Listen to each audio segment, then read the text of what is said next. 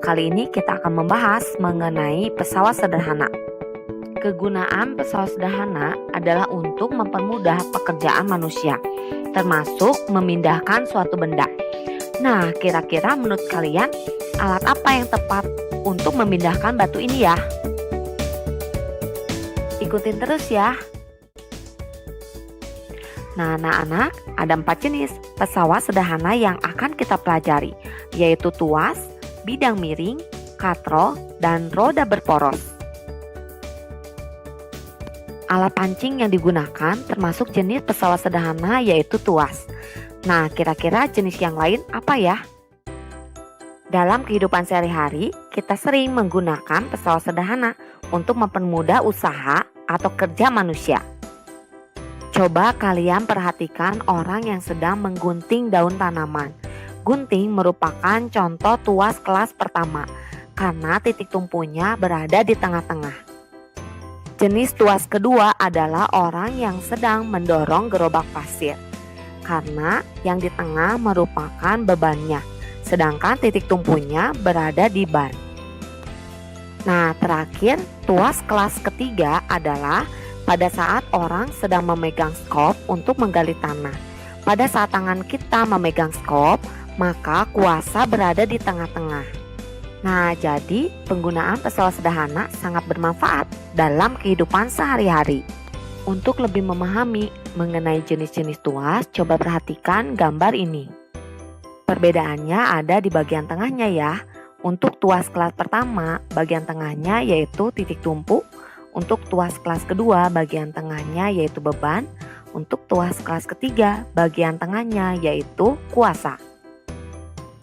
Keuntungan mekanik adalah sebuah angka yang menunjukkan berapa kali pesawat sederhana menggandakan gaya.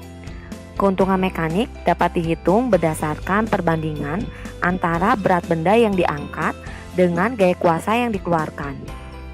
Untuk tuas berlaku rumus LK per LB sama dengan W dibagi F. LK dikali F sama dengan W dikali LB, di mana LK adalah lengan kuasa, jarak antara kuasa dengan titik tumpu.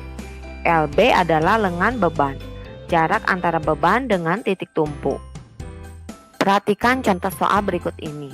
Berapa besar F yang dibutuhkan agar batu dapat terangkat? Kita gunakan rumus F sama dengan W dikali LB dibagi LK.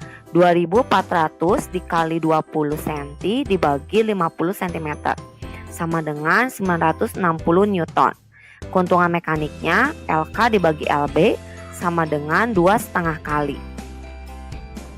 Jadi anak-anak, pesawat sederhana dapat membantu kita memperkecil gaya kuasa yang dikeluarkan, tetapi usahanya tetap.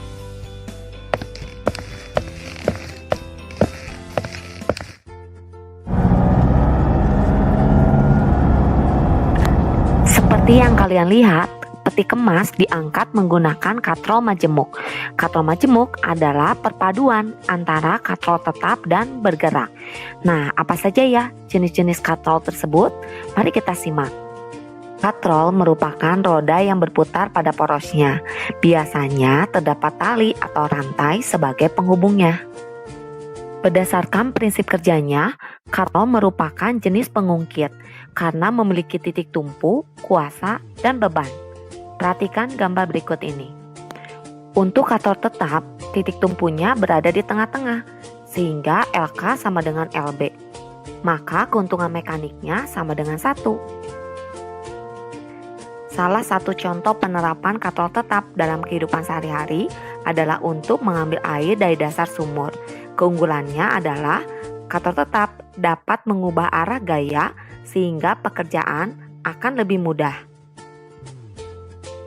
Jenis katrol selanjutnya yaitu katrol bebas atau dapat dikatakan katrol bergerak. Keuntungan mekaniknya sebesar 2 kali. Artinya, gaya kuasa yang kita keluarkan hanya setengahnya dari berat benda yang akan kita angkat. Sehingga katrol bebas akan lebih untung daripada katrol tetap. Jenis katrol yang ketiga yaitu sistem katrol atau dapat dikatakan katrol majemuk. Katrol ini keuntungan mekaniknya dapat dihitung berdasarkan jumlah tali yang menopang benda. Perhatikan gambar sistem katrol berikut ini. Jumlah tali yang menopang benda ada 4, sehingga keuntungan mekaniknya 4 kali. Artinya, gaya kuasa yang kita keluarkan hanya 1/4 dari berat benda yang hendak kita angkat. Contoh soalnya, hitunglah besar gaya yang diperlukan untuk mengangkat benda seberat 100 Newton. Gambar yang pertama, keuntungan mekaniknya 1 kali, sehingga gaya kuasa yang kita keluarkan sama dengan berat benda, yaitu 100 Newton.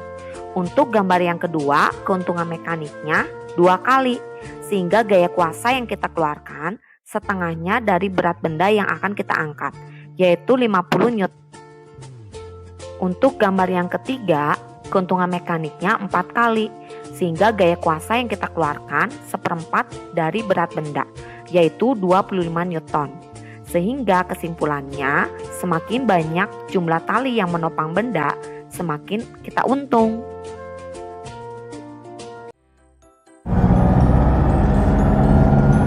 Pesawat sederhana yang digunakan untuk menurunkan benda dari atas truk adalah bidang miring.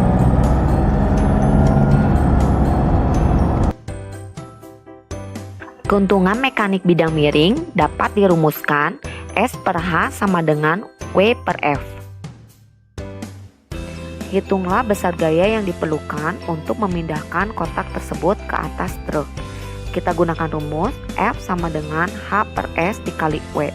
H-nya adalah tinggi truk 1,5 meter, S adalah panjang papan 3 meter dikali 500 Newton. Sama dengan 250 Newton.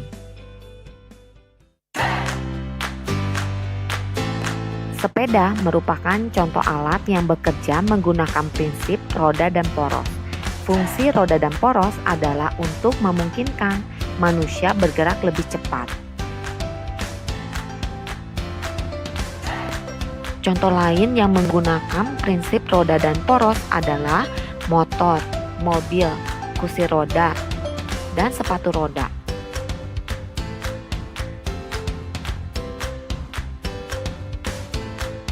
Demikianlah materi mengenai pesawat sederhana yang sangat bermanfaat dalam kehidupan sehari-hari.